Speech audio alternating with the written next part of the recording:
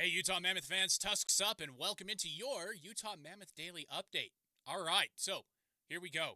Big four coming into rookie camp are, and Iginla and Desnoyers aren't in this list, and this list is according to the assistant GM of the Utah Mammoth. He recently did a story with NHL.com, and these are the four that he brought up by name to look out for in this camp as we move closer and closer to preseason. You can feel it in the air. You can hear the skate blades getting sharpened. You can feel the tape on the sticks. We're almost there. So, rookie camp is here. Four names are stealing the buzz, and it's not Tej Iginla, which is kind of surprising. I think internally with the Mammoth, Tej Iginla is just assumed to be cracking the NHL rotation at this point. I think that's where he's at. So here are the four, as you can see on your screen. We've got Artem Duda, Danil Butt, Maverick Lamoureux, and Dmitry Simashev. We'll start with Maverick Lamoureux. He's the comeback story. He's that big two-way defender who isn't afraid to get physical, but he's also had to grind back from a tough injury last November.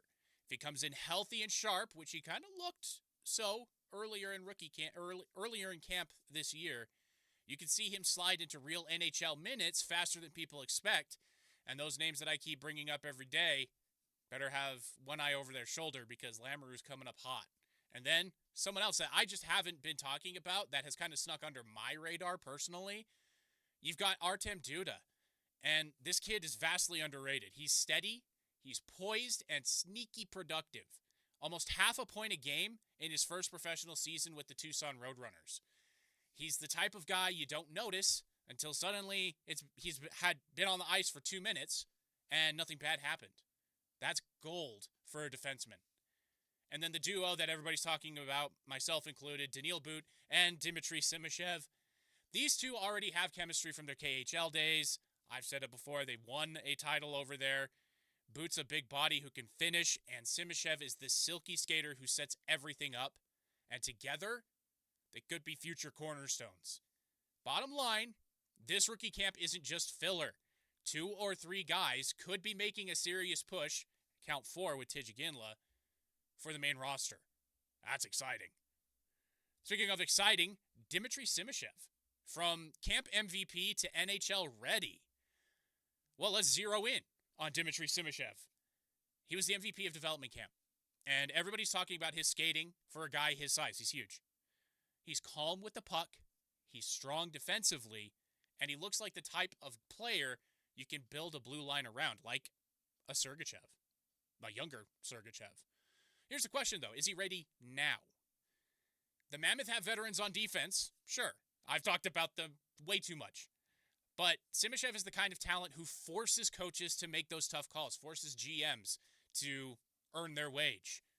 Do you let him marinate in the AHL for a year, get used to the North American game versus the Russian game?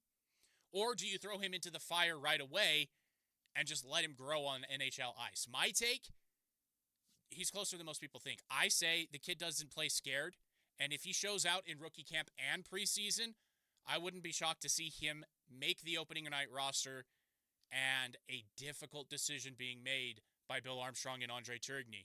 That's a storyline worth watching every single skate. Keep your eyes on number 23 if he winds up wearing number 23. All right, we have another big deal, but it's not with the roster. It's with Filevine. It's a helmet deal, and here's why it matters. Off the ice, we got big news. Filevine just became the Mammoth's first helmet sponsor. Now, some people might shrug and go, okay, it's just a sticker on a helmet, but here's why it matters. First, Filevine is a Utah-based company, so every time the Mammoth hit the ice, home or away, our state's business community is getting repped on national TV. That's pride, that's exposure, that's money flowing to Utah. Second, these helmet deals, league-wide, they're worth between $2 to $3 million. That's not small chump change for the NHL, especially for a brand new franchise still building its financial foundation. Now, Ryan Smith and company do have a lot of money. Let's not pretend they don't, but every little bit does help. And third is credibility. Getting a local company to step up early tells the NHL, the sponsors, and the fans this team is embedding itself in the community and it's not going anywhere. So yeah, it's just a helmet logo, but it's also a milestone. Definitely, I want to do this. I want to say this. Tusks up for this one. And finally, rookie camp to set the tone and culture. Let's talk about this rookie camp and what else it means. I've talked about it the past couple of days, but for the first time, it's happening at the Mammoth's own practice facility in Sandy. That's huge. And the facility is huge, too. Why? Because culture starts at home. These rookies aren't just skating drills, they're walking into a building that screams, "This is your NHL team."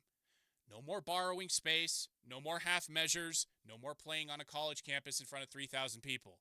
This is Utah's hockey house. And the foundation for the future is literally under one roof. Think about it. When your first taste of NHL life happens right here in Utah, it sets the tone. Guys are building bonds in our facility, under our logo, and in our city. That's how you grow a team identity. So yeah, this rookie camp isn't just about who makes the roster, who doesn't, who's close, who's not. It's about planting the flag and saying, this is culture, and it starts now. So, what does that mean as far as culture goes? Well, in year one, you couldn't really set up a culture. We had the Jazz Bear as the mascot. Who knows what the mascot's going to look like when we transition into game one at home at the Delta Center? Will they unveil the new mascot then? Or will it be a drawn-out process? Will there be another fan vote for a Tusky? I don't know.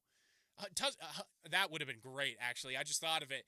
I love our current pup, Archie, the Utah Hockey Archie pup mascot, but come on, Tusky the Husky. I think that rolls off the tongue a little bit. Maybe have two team dogs. I don't know. But we'll see what happens there. I don't think another fan vote is in the offing because the Utah Mammoth one took so long, had too much drama, still has drama with that lawsuit that's going on. And I think they're just going to be employing their marketing team and saying, all right, let's just do this one for the fans, not with the fans. I think that would be wise based off of everything else. But that is the show for today, everyone, and I will see you tomorrow for your next Utah Mammoth Daily update.